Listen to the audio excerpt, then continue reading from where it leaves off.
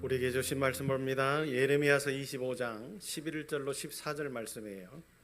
구약성경 예레미야서 25장 11절로 14절 말씀, 우리 한 절씩 나누어서 읽겠습니다. 제가 11절 읽지요. 이 모든 땅이 폐허가 되어 놀랄 일이 될 것이며 이 민족들은 70년 동안 바벨론의 왕을 섬기리라. 여호와의 말씀이니라. 70년이 끝나면 내가 바벨론의 왕과 그의 나라와 갈대아인의 땅을 그 죄악으로 말미암아 벌하여 영원히 폐허가 되게 하되, 내가 그 땅을 향하여 선언한 바 곧 예레미야가 모든 족속을 향하여 예언하고 이 책에 기록한 나의 모든 말을 그 땅에 임하게 하리라. 그리하여 여러 민족과 큰 왕들이 그들로 자기들을 섬기게 할 것이나 나는 그들의 행위와 그들의 손이 행한 대로 갚으리라. 아멘. 하나님, 말씀 듣기를 원합니다. 부족한 것 십자가에 감추시고 하나님의 말씀만 증거하게 하실 때에 기쁘고 또 기쁘고 즐거운 일들이 우리 마음판에 가득 새겨지게 하여 주옵소서. 이 예배의 주인이 되어 주옵소서. 예수님 이름으로 기도합니다. 아멘. 하나님의 말씀은 이루어집니다 라는 제목입니다. 하나님의 말씀은 이루어집니까? 아멘이 시원찮아요. 여러분의 삶 가운데 한번 생각해 보세요. 내가 지금까지 살아왔던 내 인생의 모습도 한번 생각해 보시고, 여러분, 우리의 삶 가운데 내가 하나님을 믿고 살아온 지금까지 하나님의 말씀대로 이루어졌습니까? 이루어지지 않았습니까? 이루어졌습니까? 말씀이 조금 개운치 않아서 제가 더 묻고 싶은데 시간이 많이 가기 때문에 여러분의 마음속을 한번 다짐해 보세요. 내 인생 가운데 진짜로 하나님의 말씀대로 이루어진 일이 더 많은지 그렇지 않은 일이 더 많은지, 오늘 말씀을 통해서 여러분, 왜 그러면 이루어지는 일들이 많았다면 그것이 우리에게 어떤 은혜가 있었길래 그런 일이 있었고, 또 이루어지지 않은 일들이 많았다면 왜 내 삶 가운데는 무엇이 문제였길래 이루어지지 않았을까, 한번 고민해보고 말씀 속에서 해답을 찾는 그런 시간 되셨으면 좋겠습니다. 아까 찬양을 들을 때까지는 얼굴에 미소가 가득했는데 설교를 들으려고 하니까 여러분의 인상이 점점 이렇게 내려오는 것이 이게 무슨 의미일까? 우리 옆에 계신 분들과 한번 인사하면서 기쁨을 회복할까요? 사랑합니다. 진정으로 사랑합니다. 우리 교회 오늘 처음 오신 분들도 계시는 것 같은데 사랑하고 축복합니다. 여러분, 성경을 한번 정리해 봅시다. 성경을 한번 정리해 보는데, 하나님께서 모세를 부르셔서 이스라엘 백성들을 향해서 이제 어떻게 합니까? 출애굽을 선포하시죠. 출애굽을 선포하신 후부터 시작해서 이스라엘의 역사를 한번 우리가 정리해 보면, 모세를 통해서 이제 지도자로 삼고 젖과 꿀이 흐르는 가나안 땅으로 들어가요. 가나안 땅으로 들어간 다음에 여호수아를 통해서 정복 전쟁을 하게 하시죠. 그때는 무슨 시대입니까? 정복의 시대예요. 정복의 시대가 끝난 다음에 하나님께서는 어떻게 하시죠? 이제 왕이 없는 사사의 시대를 살아가게 하십니다. 그러자 이스라엘 백성들이 주변에 있는 나라들이 왕들이 있음으로 인해서 번성해지고 강건해지는 모습을 보며 하나님께서 우리에게도 왕이 있었으면 좋겠다. 그래서 이스라엘의 첫 번째 왕이 누구죠? 사울입니다. 두 번째 왕이 누구죠? 다윗입니다. 세 번째 왕이 누구죠? 솔로몬입니다. 지난 주간 또 그 지난 주간 우리가 계속 솔로몬에 대해서 이야기를 했듯이 3대째 왕이 솔로몬이지요. 이스라엘의 왕이 이제 나라를 다스리는 왕정 시대, 그렇죠. 출애굽 이후에 어떤 시대? 정복 시대. 그리고 왕이 없었던 사사 시대. 그 다음에 이제 어떤 시대? 왕정 시대가 시작이 됩니다. 그러면서 이제 솔로몬 대에 가서 하나님께서 어떻게 하시죠? 나라를 분열시키시잖아요. 이상하네. 솔로몬 시대의 나라가 분열된 게 아니었는데, 그런데 그 나라의 분열의 시작은 솔로몬의 죄악 때문에 시작되잖아요. 그래서 솔로몬이 빌미를 제공해서 분열의 왕국이 드러나는데, 솔로몬의 아들 르호보암을 통해서 남유다가, 그러죠. 그 다음에 여로보암을 통해서 북이스라엘이 만들어지는 분열의 시대를 우리 이스라엘이 겪게 되어지는 것을 성경을 통해서 공부했습니다. 오늘 말씀을 듣는 이 이야기는 분열 시대 가운데에 북이스라엘이 멸망을 하고 남유다가 멸망을 하는 과정들 가운데에 하나님이 그들에게 많은 사인을 주셨는데도 불구하고 그들이 멸망을 했단 말이에요. 하나님이 많은 사인을 주셨는데도 멸망했다라는 것은 무엇을 의미할까요? 그들이 하나님의 말씀을 듣지 않았다. 불순종의 원인들 때문에 이런 일들이 초래하게 되었다라는 사실들을 성경이 우리에게 증명을 하고 있지요. 그래서 제가 지난주에도 계속적으로 설교를 했습니다. 오늘 제목이 뭐라고요? 포로기의 세 번의 포로기에 대해서 제가 여러분에게 설교한다고 말씀드렸죠. 그 이야기를 오늘 시작해 볼까 합니다. 분열 후에 북이스라엘은 19명의 왕과 함께 250여 년의 시간을 이제 살게 됩니다. 250년의 기간을 살면서 북이스라엘이 무너진 이유가 뭐였어요? 우상 숭배였어요. 이제 성경책 볼 필요 없어요. 저를 바라보세요. 예? 저와 지금 이제 대화를 하셔야죠. 그죠? 북이스라엘이 무너진 것은 우상 숭배였어요. 그리고 이제 남유다는 390여 년을 살면서 20명의 왕이 통치를 하는데 남유다가 무너진 원인은 뭐예요? 물론 그 근원의 시작은 우상 숭배였지만 하나님께서 북이스라엘의 그 과정들을 남유다로 하여금 보게 하시면서 우상 숭배의 원인도 있었지만 그 우상 숭배의 그 원인이 기본에 깔려 있으면서 남유다의 왕들과 남유다의 하나님의 사람들이 무엇 때문에 어떻게 됨으로 인하여서 교만하게 됨으로 인하여서 하나님께서는 남유다를 무너뜨리시려고 준비를 하고 계셨습니다. 북이스라엘은 누구에게 무너지죠? 아수르에게 무너집니다. 남유다는 누구에게 무너지죠? 바벨론에게 무너집니다. 여러분 이게 성경적인 상식의 이야기예요. 그죠? 우리가 지금까지 쭉 역사를 이야기를 들어오면서 이제 여러분의 귀에 딱지가 배 있어야 돼요. 북이스라엘은 누구에게 무너진다고요? 아수르에게 무너진다고요. 남유다는 누구에게 무너진다고요? 바벨론에게 무너진다고요. 자, 그러면 이제 남유다가 무너지는 과정들 가운데 북이스라엘 과정들을 계속 우리들이 살펴봐야 되는데 왜 살펴봐야 되느냐? 그것이 먼저 전례가 되었기 때문에 그래요. 북이스라엘이 무너진 것이 전례가 되어지고 거의 150여 년 기간 동안에 하나님께서 남유다에게 보너스의 기간을 주셨잖아요. 그러죠? 북이스라엘이 250년을 살았고 남유다가 390년을 살았으니까 거의 한 140에서 150년 차이가 난단 말이죠. 그런데도 남유다가 무너졌다? 이건 말이 안 되는 거잖아요. 그런데 놀라운 비밀이 숨어 있습니다. 북이스라엘이 아수르에게 무너지면서 아수르가 이제 북이스라엘에게 폈던 정책이 있습니다. 그 정책이 뭐였냐면 민족 혼합 정책이었어요. 이제 아수르가 북이스라엘을 무찌러 놓고 아수르도 근심하게 되어지는 거죠. 어떤 근심을 합니까? 이스라엘에게 함께 하셨던 하나님의 역사를 아수르도 알거든요. 지금 하나님이 북이스라엘이 범죄함으로 자기들의 손에 맡기셨다라는 것을 아수르가 알고는 어떻게 합니까? 다음이 두렵잖아요. 분명히 이들의 하나님은 이들을 새롭게 만드시고 이들을 회복시켜서 우리를 치게 하실 텐데 왜요? 이스라엘에게 아수르가 한번 무너진 경험이 있잖아요. 역사적으로. 그러니까 아수르가 후환이 두려운 거죠. 그래서 어떻게 합니까? 이 민족과 우리의 민족이 혼합해서 살다 보면 어떤 일이 벌어질까요? 같은 민족이잖아요.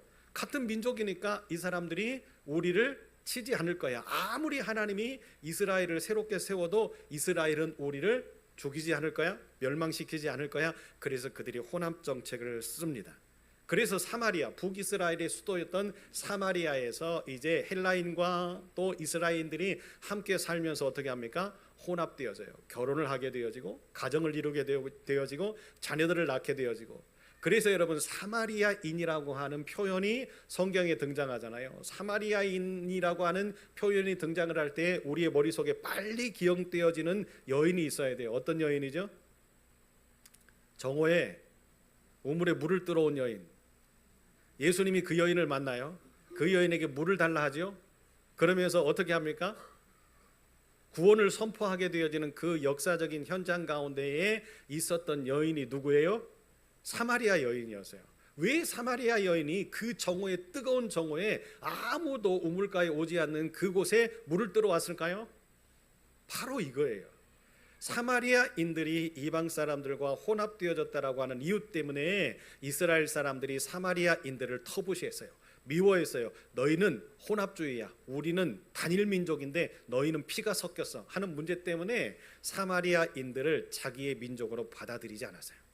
그러다 보니까 이 사마리아 여인이 그 사람들의 시선을 피해서 물은 필요한데, 먹을 물은 필요한데 어떻게 해요? 사람들이 오지 않는 그 시간을 틈타서 물을 기르러 왔어요. 이게 아수르가 폈던 정책의 폐허입니다. 민족을 나눠놨죠. 자, 그러면 바벨론은 어떤 정책을 폈을까요? 바벨론에게 남유다가 멸망을 합니다. 멸망을 하고 난 다음에 바벨론은 남유다에게 어떤 정책을 폈을까요? 바로 인재 등용의 정책을 펴니다.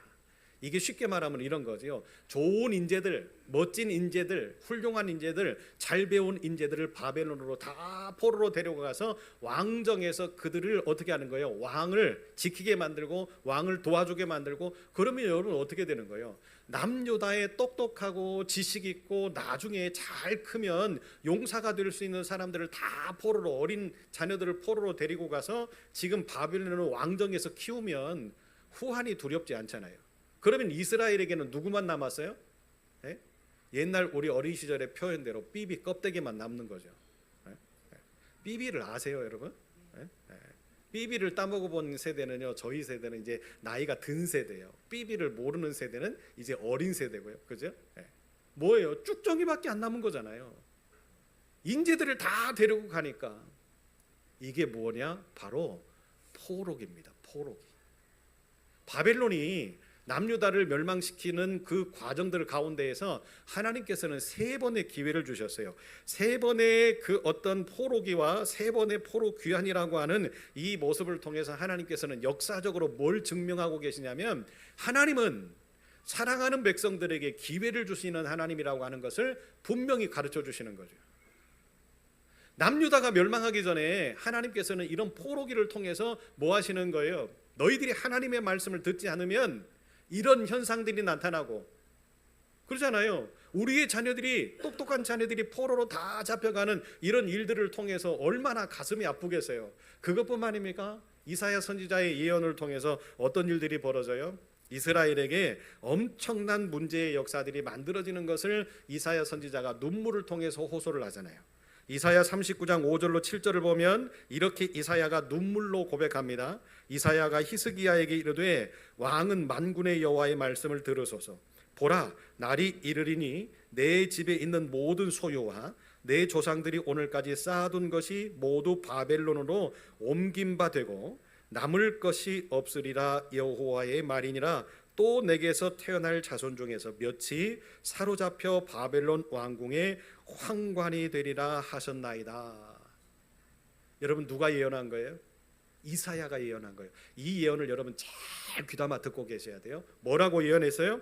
내 집에 있는 모든 소유와 내 조상들이 오늘까지 쌓아둔 모든 것이 바벨론으로 옮기게 되어질 것이고 남은 것이 하나도 없을 겁니다. 또한 우리의 자손 중에 몇이 사로잡혀서 바벨론 왕궁에 뭐가 된다고요? 환관이 될 겁니다 라고 이사야가 눈물로 예언을 합니다. 그런데도 듣지를 않아요. 왜 듣지를 않을까요? 예언이라고 하는 것은 미래에 있어질 일들에 대해서 하나님께서 예언하시는 거잖아요. 우리에게 가르쳐 주시는 거잖아요. 사람은 현실주의자입니다. 그렇기 때문에 미래를 알 수 없어요. 내일에 어떤 일이 일어날지 여러분 알 수 있습니까? 그랬으면 여기 계시지 않지요. 사람이라고 하는 것은 현실주의이기 때문에 누군가가 미래에 대해서 이야기를 할 때에 그 이야기에 마음을 이렇게 많이 준다? 그럴 수가 없어요. 그런데 이스라엘은 누구의 민족입니까? 하나님의 민족이잖아요. 이스라엘은 누가 사랑하시는 민족입니까? 하나님이 사랑하시는 민족이잖아요. 하나님이 이스라엘에게 항상 뭘로 말씀하셨어요? 말씀으로 말씀하셨어요. 그 말씀이 어떤 말씀입니까? 과거의 말씀이에요? 현재에만 있는 말씀이에요? 그러지 않잖아요. 미래에 이런 일들을 이룰 거야. 누구에게 언약하셨어요? 약속하셨어요? 아브라함에게 약속하셨잖아요. 그 아브라함에게 약속하셨던 그 약속이 출애굽을 하기까지 애굽에서 400년, 그죠? 가나안 땅에 들어가기까지 100년. 그러면 어마어마한 기간 동안 하나님께서는 뭐 하셨다라는 것을 볼 수 있어요? 준비하셨다라는 걸 볼 수 있어요. 그렇다면 믿음의 사람이라면 여러분, 우리 하나님의 무슨 말씀을 우리가 귀담아 들어야 돼요? 아, 우리 하나님은 미래를 설계하시는 분이시구나. 우리의 앞날이 어떻게 되어질지를 아신 바 되시는 하나님이구나. 아멘을 안 하시네요. 여러분, 그렇기 때문에 우리가 기도해야 되는 거 아니에요? 우리의 앞날을 아시는 하나님이, 내가 하나님 앞에 기도할 때 하나님 내일 일은 난 몰라요. 그러나 우리 하나님은 내일 일을 아시잖아요. 그렇기 때문에 하나님 내일의 나의 일에 어떤 일이 일어날지, 내 가정에, 내 사업에, 내 자녀들에게 어떤 일이 일어날지 하나님 그 일을 나에게 주십시오. 가르쳐 주십시오. 그게 우리의 기도 아닙니까? 그런데 왜 하나님이 기도에 응답을 하지 않으실까요? 아니 하시는 것처럼 느껴질까요? 바로 이 이스라엘의 삶 가운데에서 답이 있습니다. 자, 3번의 포로기가 있다고 제가 말씀드렸죠. 그 첫 번째 포로기가 어느 왕 때 있었냐면 여호야김 왕 때 있었습니다. 여호야김은 요시야의 둘째 아들이었죠. 여호야김 때 어떤 사건이 일어났냐면, 여호야김은 바벨론이 아주 강성한 나라다 보니까 어떤 정책을 펴니까 바벨론에 신봉을 하는 것보다, 모든 것을 바벨론에 올인을 하는 것보다 어떻게 하는 거예요? 그래, 내 주변에 있는 또 다른 강대국을 우리가 섬기면서 강대강으로 맞서게 하면서 우리가 보호를 받자, 이런 인간적인 꾀를 생각하는 거예요. 그래서 여호야김이 애굽의 왕 느고를 섬깁니다. 그런데 그 이야기가 바벨론 왕 느부갓네살 왕에게 들리기를 시작하는 거죠. 그래? 강대강으로 한번 맞서볼까? 그때 전쟁이 일어나는데 유브라데스의 갈그미스라고 하는 전투에서 느부갓네살과 이 느고의 왕이 부딪힙니다. 다시 말하면 이것은 역사적으로 엄청난 전쟁인데, 바벨론과 애굽, 그렇죠? 그 시대에 두 나라의 강성한 나라가 부딪히기 시작하는 거죠. 거기에서 누가 이깁니까? 바벨론이 이겨요. 지금 여호야김은 누구를 신봉하고 있었습니까? 애굽 왕 느고를 따라가려고 하고 있었던 차에 애굽 왕이 패하게 됩니다. 그때 바벨론 왕 느부갓네살 왕이 팔레스타인의 전 지역에 뭘 선포합니까? 이 땅은 내 것 선포합니다. 애굽 너네들 다시는 오지마. 그러자 애굽을 신봉했던 남유다의 여호야김이 뭐하기를 시작해요? 두려워 떨기를 시작하지요. 아니나 다를까 바벨론이 유다의 여호야김을 침범하기 시작합니다. 침략하기를 시작합니다. 그러면서 어떤 일이 벌어져요? 여호야김이 손들지요, 항복을 하지요. 그러면서 그때의 바벨론의 느부갓네살이 이제 정책을 핀 정책이 뭐라고요? 인재등용의 정책. 그때의 첫 번째 포로로 잡혀갔던 사람들이 우리가 너무나 잘 아는 다니엘과 사드락과 메삭과 아벳느고 세 친구들이 그 1차 때 포로로 잡혀간 사람들. 자, 보세요. 이사야가 눈물로 예언했죠. 어떤 일이 벌어진다고요? 전쟁에서 패하고, 그렇죠? 우리의 자손들과 또 우리의 성물들과 그동안에 쌓았던 모든 것들이 다 어디로 이동한다고요? 바벨론으로 이동하게 될 것이라고요. 그리고 너 우리의 자손들 가운데에 몇은 뭐가 된다고요? 왕궁의 황관이 될 거라고 이야기하죠. 이루어졌어요? 이루어지지 않았어요? 하나님의 말씀은 이루어져요. 이루어져요. 안 믿으시네요? 이루어졌잖아요.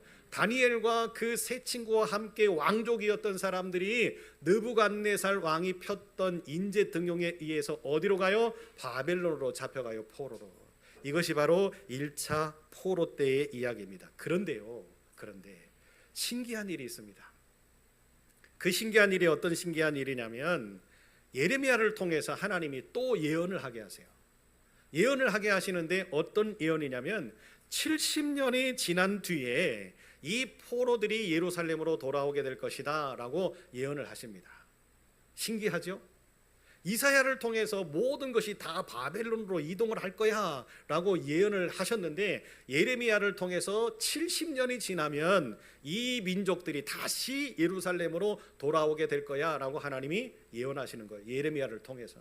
제가 아까 뭐라고 말씀드렸어요? 하나님은 앞에 되어지는 모든 일들, 우리의 미래에 되어지는 일들, 내일에 대한 일들도 다 간섭하시고 계획하시고 역사하시고, 아멘 할 때까지 하려고 하는데 시간이 많이 가서 여기까지만 해요. 이렇게 안 맞아서야. 우리 하나님은 미래를 설계하시는 분이잖아요. 예레미야를 통해서 70년 후에 돌아오게 하시겠대요. 그런데 역사를 통해 보니까 놀라운 하나님을 발견하게 됩니다. 바사왕 고레스 원년 BC 538년에 1차 포로 귀환이 시작되잖아요. 그런데 여기에는 사건이 하나가 등장하는데 어떤 사건이 등장하냐면 이 바사왕 고레스가 그때 그 일대의 근동에 있는 그 나라들을 다 섭렵을 합니다. 그래서 힘을 키우기를 시작합니다. 처음에는 바벨론과 누가 맞서 싸웠다고요? 애굽이 맞서 싸웠는데 이제 시간이 지나면서 이제 바사라고 하는 페르시아라고 하는 이 나라가 점점 힘을 키우기를 시작합니다. 바벨론과 맞서서 이제 동등한 위치까지 서게 됩니다. 그러니까 어떤 일이 벌어져요? 땅 따먹기를 해야 되겠죠. 바벨론 왕과 이제 바사 왕 고레스가 싸우기를 시작합니다. 싸우기를 시작할 때 어떤 일이 벌어져요? 바사 왕이 이 전투에서 승리를 하고 바벨론이 패망을 합니다.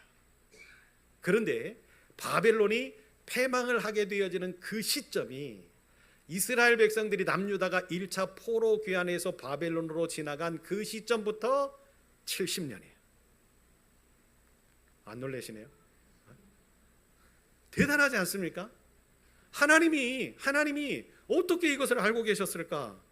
고레스 2세 때 바벨론이 멸망되어질 거라고 하는 것을 하나님이 아시고, 아니 이 고레스가 만들어지기도 전부터 하나님께서는 누구를 통해서, 예레미야를 통해서 이야기하시잖아요. 포로로 잡혀갔지만 70년 후에 다시 오게 될 거야. 누구의 말씀이에요? 살아계신 하나님의 말씀이잖아요.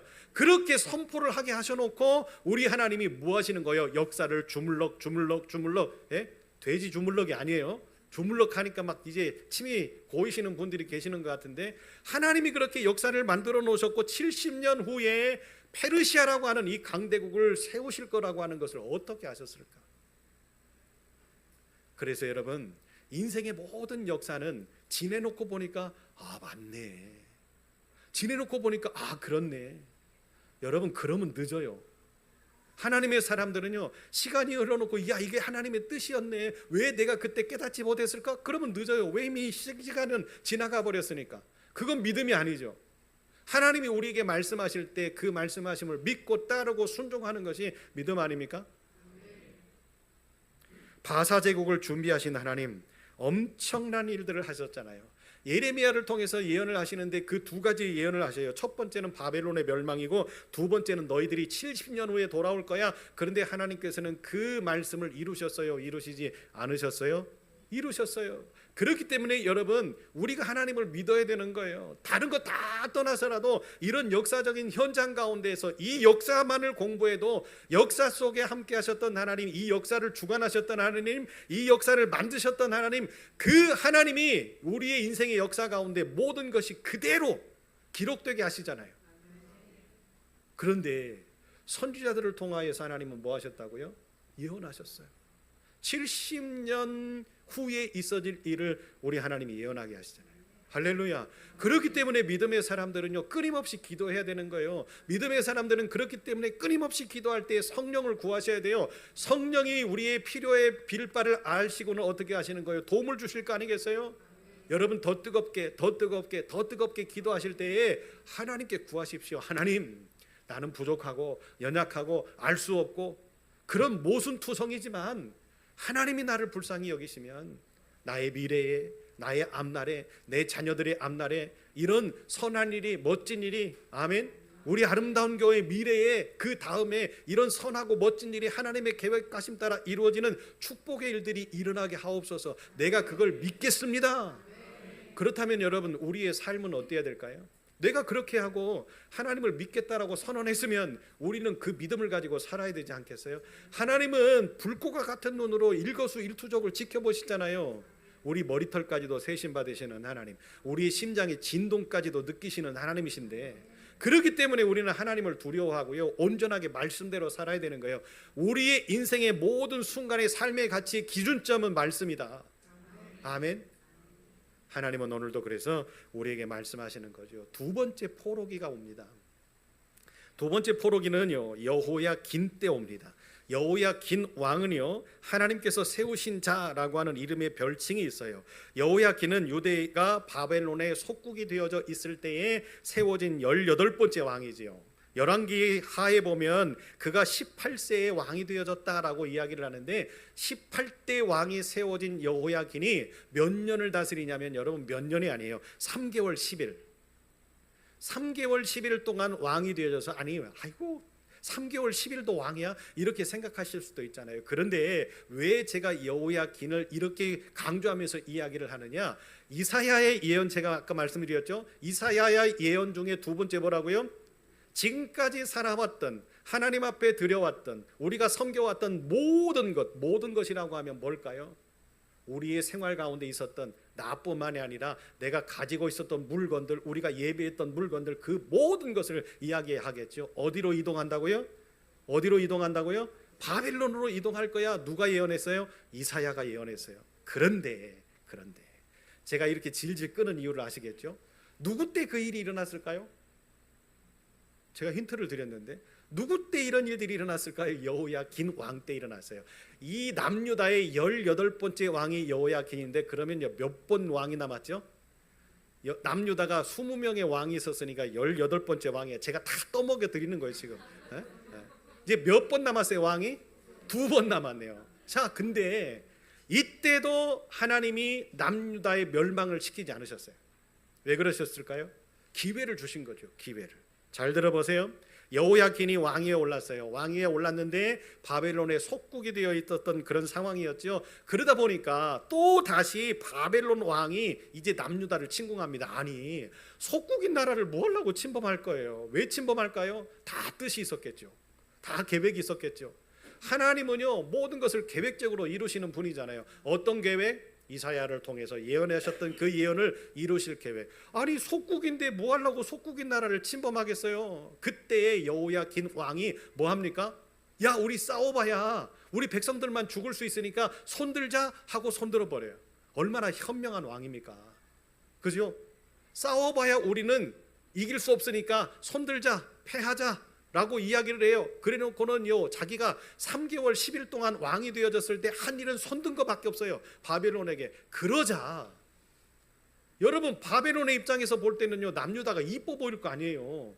싸움도 안 해보고 손들었으니까. 그런데 웬걸요, 여호와의 전에 있었던 모든 보물과 왕궁의 보물을 다 집어갑니다. 이스라엘 왕 솔로몬이 만들었던 여호와의 성전의 금기명 모든 것들을 다 파괴해서 가져갑니다. 그것뿐만입니까? 여호야긴 왕과 그의 모친과 왕의 아내들과 내시들과 나라의 권세 있는 사람들을 다 포로로 데려갑니다. 용사 7,000명을 데려갑니다. 방백과 백성 중에 1만 명을 데려갑니다. 공장과 대장공들 1,000명을 끌고 갑니다. 아니, 손들었는데 이 정도까지 할 이유는 없잖아요. 남유다에 남아있는 모든 금은보화 할 것 없이 잘나고 똑똑하고 현명하고 뭔가를 만들 줄 알고 손에 무언가가 들어서 일할 수 있는 모든 사람들은 싸그리 다 어디로 데려가요? 바벨론으로 데려가요. 여러분 무섭죠? 하나님의 말씀이 이렇게 이루어지잖아요. 여호야긴 왕 때에 있었던 이 내용의 모습들을 보면 하나님께서 어떻게 하시는 거예요? 선포하셨던 선언하셨던 말씀의 모든 부분들은 하나도 이루어지지 않는 것이 없다라고 하는 것을 명확하게 믿음의 백성들에게 보여주시는 사건인 거죠. 여러분 싸움에 능한 자들을 다 데리고 갔으니까 이제 이스라엘에 남아있는 사람들은 어떤 사람들일까요? 야, 우리는 선택됐어. 바벨론으로 가지 않았으니까. 그런데 왜 바벨론으로 데려가지 않았어요? 바벨론이 이 사람들을 데리고 가봐야 어떻게 하는 거예요? 오히려 우리들이 먹을 것을 줘야 되고 오히려 도움을 줘야 되니까 니네들은 오나 마나야 그냥 여기 남아있어. 네. 여러분 우리 교회가 그런 교인들만 이렇게 남아있다고 하면 얼마나 탄식합니까? 얼마나 힘들어요. 우리 교인들은 다 어떤 사람들이에요? 바벨론이 다 끌고 갈 사람들. 네? 똑똑하고 현명하고 아름답고 뭔가를 막 능력 있게 할 수 있는 사람들 아닌가요? 네? 그런 사람들이 우리 교인들이잖아요. 그런 교인들에게 하나님이 말씀하시는 거예요. 어떤 말씀을? 기회의 말씀을. 아멘? 뭐 하라고요? 들으라고. 듣고 그치라고요? 아니요, 행하라고요. 행하고 난 다음에 어떻게 하라고요? 우리의 삶 가운데 적용하라고. 우리의 삶 가운데 적용해서 뭐 하라고? 열매 맺으라고. 이게 성경의 핵심 아닙니까? 세 번째, 마지막에 포로 세 번째 기회를 하나님 주신다 하셨죠. 그 왕이 누구였냐? 시드기야입니다. 시드기야 왕은요, 예레미야 선지자가 권면을 합니다. 권면을 하는데 시드기야 왕이 남유다의 몇 번째 왕일까요? 네? 제가 아까 설명드렸잖아요. 마지막이라고요. 그러면 몇 번째 왕이에요? 20번째 왕이에요. 이제 끝물이에요. 끝물. 시드기야 왕이 20번째 왕인데 이제 뭐 하는 거예요? 아, 남유다는 멸망하는구나, 이 왕 때. 그런데 왜 멸망을 할까? 그 이야기를 좀 잘 들어보시라고 제가 계속 반복해서 설명을 드리는 거예요. 선지자 예레미야가 시드기야 왕을 찾아갑니다. 찾아가서 이야기를 합니다. 왕이여, 우리는 바벨론에게 이제 승복합시다. 손듭시다. 그러니까 시드기야 왕이 화가 나는 거죠. 왜 우리가 그렇게 해야 되냐? 그런데 선지자 예레미야에게는요, 하나님의 은혜가 있잖아요. 왕에게 이렇게 이야기를 합니다. 왕이여, 일보 전진하기 위해서는 일보를 후퇴해야 되는 거 아닙니까? 지금 이 어려움을 면하고 바벨론에게 우리가 어떻게 해서든지 좀 포로로 잡혀갔다가 거기서 조금 힘을 키워가지고 다시금 와서 저놈들을 한번 쓸어버립시다. 이것이 하나님의 계획일 수도 있고 하나님의 뜻일 수도 있고 하나님이 내가 기도할 때마다 주셨던 마음인데 그렇게 한번 해봅시다. 그런데 웬걸요? 시드기야는요, 전혀 그럴 생각이 없습니다. 예레미야가 그렇게 이야기를 하고 그렇게 선언을 하고 이야기했지만 듣지 않습니다. 그러자 예레미야가 하나님께 기도할 때 예레미야에게 하나님께서 또 다시 응답하시는데 예레미야 26장에 3단계 징계로 이야기를 하십니다. 그게 뭐냐? 내가 이 성전을 실로와 같이 되게 하실 것이고 이 성을 세계 모든 민족의 저주거리가 되게 하리라. 이게 하나님께서 예레미야에게 주셨던 말씀이에요. 그 말씀을 시드기야 왕에게 그대로 이야기합니다. 왕이여, 하나님이 우리를 버리시면 이렇게 될 겁니다. 무너져 버리고 없어져 버리고 사라져 버리고 우리는 여러 민족에게 저주거리가 될 건데 왕이여, 그러지 말고 하나님의 말씀을 들읍시다.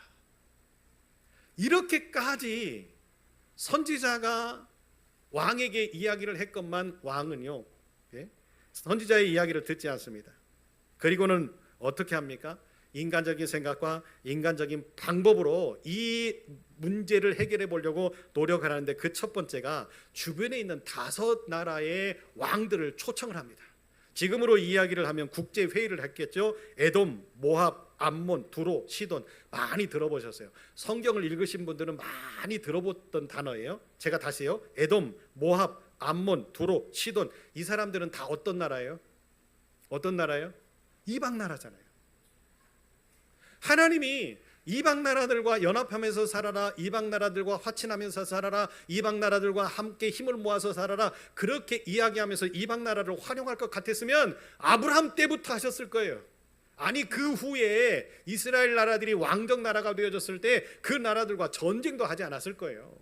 화친하라 그럴 것 같았으면 정복 전쟁을 할 때 가나안 땅에 들어갔을 때 하나님이 그 민족과 거민들을 다 몰아내라 이야기 안 하셨을 거예요.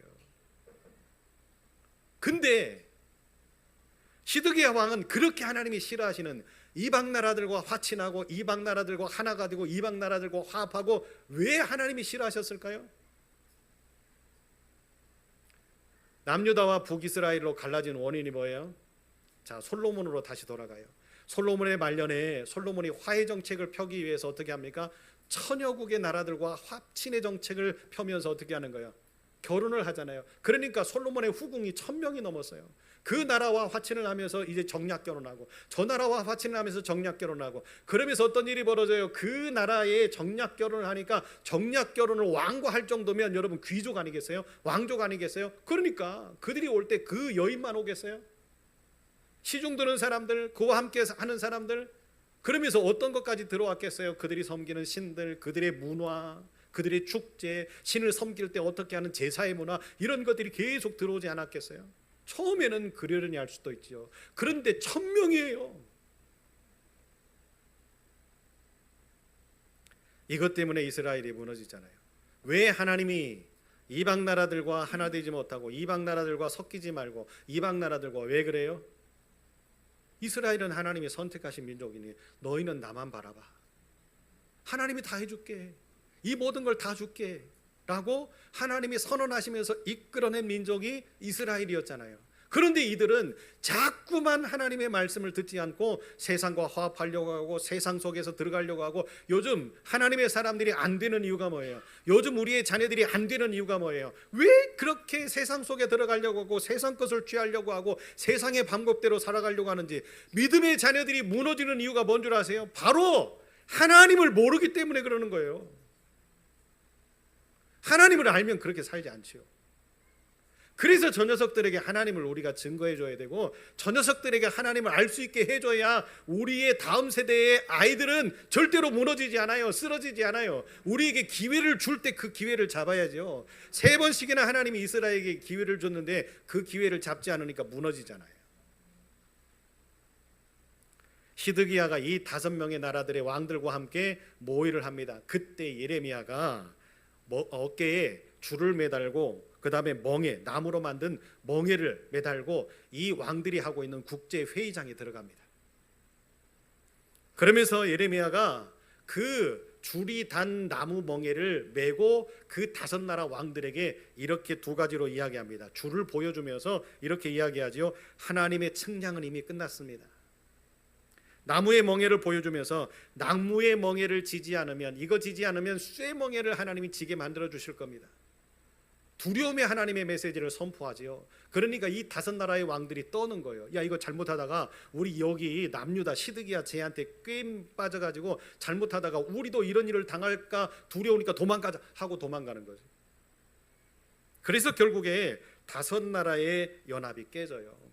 그런데도 시드기야 왕은 깨닫지 못해요. 하나님의 말씀을 통해서 하나님이 역사하시고 하나님이 인도하시고 너희들이 회개하고 돌아오기만 하면 내가 지켜줄게라고 말씀하시는 하나님의 말씀을 인정하지 않아요. 2번째로 이제 히스기야가 다른 방법을 사용하는데, 왕으로 취임한 지 4년이 되는 해에 거짓 선지자 하나냐를 주 강사로 모십니다.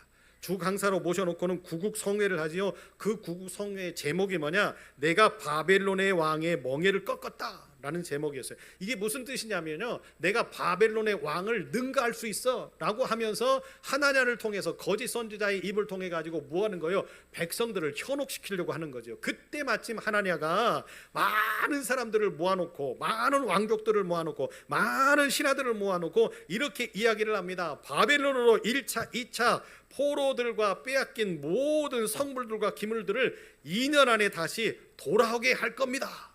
누가? 하나님이. 이렇게 주장을 해요. 하나냐가 거짓말하는 거잖아요. 하나냐는 선지자입니까? 아닙니다. 오로지 시드기야는 지금 예레미야가 하나님의 말씀을 증거하는 선지자임에도 불구하고 선지자의 이야기는 듣지 않고 거짓말하고 현혹하고 미혹하고 그러죠. 그러면서 사람들의 마음을 혹 빼앗을 수 있는 그런 언변술사를 데려다 놓고 뭐 하는 거예요? 1차 포로, 2차 포로 잡혀갔던 사람들과 많은 성물들과 그 모든 것들을 2년 안에 뭐예요? 누가? 하나님이 우리에게 다시금 돌아오게 하실 거라고? 하나님이 그런 예언을 하신 적이 있어요? 없어요. 그런데 그 이야기를 듣고 왕부터 시작해서 귀족들과 신하들과 백성들이 다 그 달콤한 사탕 발음에 어떻게 하는 거예요? 그 격려에 다들 일어나서 아멘으로 환호를 합니다. 그때 예레미야가 또 나타나요. 나타나서 하나님의 정체성을 이야기를 합니다. 너는 하나님의 선지자가 아니다. 그죠? 예레미야가 목에 다시 그 나무 멍에를 메고 이렇게 선언을 합니다. 예레미야 28장 8절과 9절에 나와 너 이전의 선지자들이 예로부터 많은 땅들과 큰 나라들에 대하여 전쟁과 재앙과 전염병을 예언하였느니라. 평화를 예언하는 선지자는 그 예언의 말이 응한 후에야 그가 진실로 여호와께서 보내신 선지자로 인정받게 될 거야. 이렇게 이야기를 해요. 다시 말하면 무슨 뜻입니까? 네가 예언한 그것이 이루어질 때에 진정으로 네가 선지자가 될 것이지만 그렇지 않잖아. 너는 하나님의 말씀을 듣고 있는 선지자가 아니잖아. 지금까지 역대로 하나님의 말씀을 예언했고 그 말씀이 예언대로 이루어졌던 사람들, 그 사람들이 비로소 하나님의 선지자였던 것을 백성들이 깨달았잖아. 왜 거짓말하냐? 그렇게 이야기를 했건만 어떻게 해요? 시드기야는 그 예레미야의 이야기를 듣지 않습니다. 백성들이 하나냐를 이렇게 응원해주고 백성들이 그 하나냐의 거짓말을 듣고 위로를 받고 아멘을 하자 하나냐가 기고만장해서요 예레미야가 짊어지고 있었던 나무 멍에를 꺾어버립니다. 그 순간 하나님은 결정하시는 거죠. 이런 거짓말에 속아서, 이런 인간적인 방법에 속아서 하나님의 뜻이 뭔지도 모르고 하나님의 계획이 뭔지도 모르는, 그래서 그 나무 멍에를 꺾어버리는 이들에게 뭔 멍에를 씌우겠다? 쇠 멍에를 씌우겠다. 쇠 멍에는 인간이 꺾을 수도 없고 인간이 휠 수도 없고 인간의 마음대로 이렇게 좌지우지도 할 수 없는, 오로지 하나님만 하실 수 있는. 사랑하는 여러분, 이렇게 왕이 우매하니, 나라의 지도자가 우매하니 나라가 망해져 가는 것 아닙니까? 인간적인 꼼수를 숨기고 압박하고 거짓 선동해서 입막음을 하고, 그것이 얼마나 가겠어요? 하나님이 모르실까요? 하나님이 다 알고 계시는데 결국에 회개하지 않고 결국에 돌아오지 않으니 하나님이 어떻게 하셨어요? 손대시잖아요.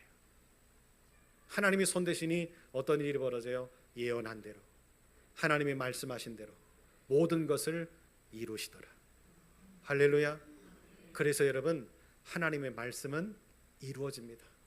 하나님이 말씀하신 것은 이루어집니다. 성경 66권은 누구의 말씀이요? 살아계신 하나님의 말씀이잖아요. 하나님의 말씀인 것을 여러분 믿는다면 이 말씀을 묵상하고 이 말씀을 읽고 이 말씀을 배우고 이 말씀을 훈련해서 뭐 해야 되는 거예요? 내 것 만들어 놓을 때에 여러분 우리는 어떻게 해요? 든든해지는 거죠. 왜?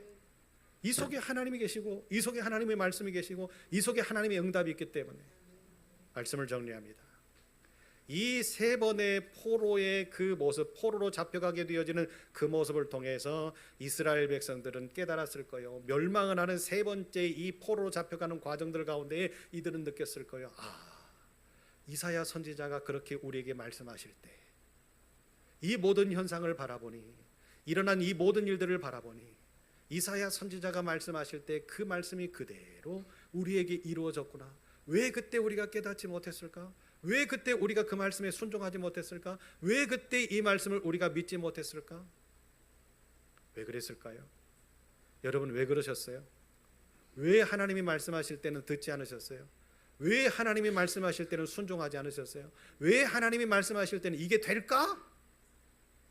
왜 세상적인 방법으로, 왜 내 능력으로, 왜 내 힘으로 그렇게 해결하려고 여러분 몸부림치셨어요?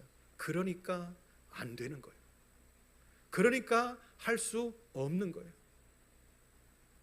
이것을 단절하지 못하면, 이것을 끊어내지 못하면 우리는 하나님의 은혜 가운데 살 수 없어요. 여러분, 이것을 끊는 것도 우리의 힘으로 할 것 같으세요? 천만의 말씀이에요. 우리의 힘으로 할 수 없어요. 왜? 이 일은 하나님이 계획하신 일이기 때문에. 그렇다면 누구의 힘에 의지하여서 이것을 끊어내야 돼요? 하나님의 힘에 의지하여서 끊어내야 돼요. 그러기 위해서 우리는 뭐 해야 돼요? 기도해야 돼요. 하나님께 구해야 되는 거죠. 전능하신 하나님, 나의 하나님, 능력의 하나님, 이거를 끊어 주시옵소서, 해결해 주시옵소서 하고 엎드려서 우리가 하나님 앞에 기도할 때 단 조건이 하나가 있지요. 어떤 조건입니까? 내가 말씀대로 살고, 내가 하나님이 보시는 대로 기쁨대로 살고, 하나님이 인정하실 만한 그런 모습들을 가지고 내 삶을 살아 드릴 때, 그때 비로소 하나님은 내 기도에 응답하신다. 여러분, 북이스라엘이 멸망하고 남유다가 멸망한 이 사건을 통해서 우리에게 깨달음을 주시는 거 한 가지가 있지요. 그게 뭡니까? 하나님을 믿어라. 하나님을 믿어라. 하나님을 믿으려면 어떻게 믿어야 돼요? 잘 믿으십시오. 하나님을 잘 믿을 수 있는 방법은 여기에 다 나와 있습니다. 할렐루야. 안 된다고 성질 부리지 마시고, 왜 할 수 없냐고 고집 피우지 마시고, 왜 뭐 안 되는 일을 왜 그 남편 탓하고 아내 탓하고 이렇게 저렇게 하다가 싸우지 마시고, 뭐 하는 거예요? 내 탓입니다 하나님, 내 탓입니다 하나님. 아멘을 크게 안 하실 줄 알았어요. 내 탓입니다 하나님. 그러면 어떻게 해야 돼요? 성전에 나가서 엎드리세요. 기도하세요. 내가 죽으면 되고, 내가 무너지면 되고, 내가 말씀대로 회복되면 되는 거예요. 하나님은 그걸 원하고 계세요. 할렐루야. 우리 아름다운 교회가 이런 교회가 되었으면 좋겠어요. 사람의 생각에 끌려가지 않고, 사람의 그 판단에 끌려가지 않고, 사람의 어떤 기술, 사람의 어떤 노하우 이런 것에 끌려가지 않고, 오로지 하나님의 말씀 앞에 엎드리고 하나님의 말씀하신 앞에 순종하고 그 말씀을 들은 대로 기도하면서 하나님의 능력을 얻는 교회, 그런 교회에 다니고 있는 나는 행복할 거요. 그런 교회에 다니고 있는 나는 기쁠 거요. 많은 사람들에게 즐거움을 주고 기쁨을 주고 나누고 베풀고 섬기는 일에 아까움이 없이 우리는 그런 멋진 삶을 살게 될 줄로 믿습니다.